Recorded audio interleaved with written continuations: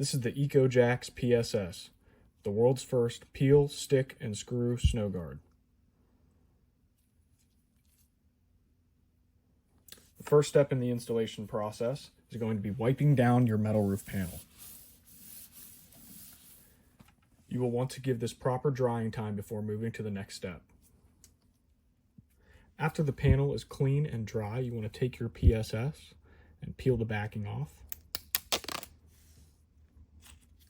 You will then place on the panel and hold for up to 15 seconds.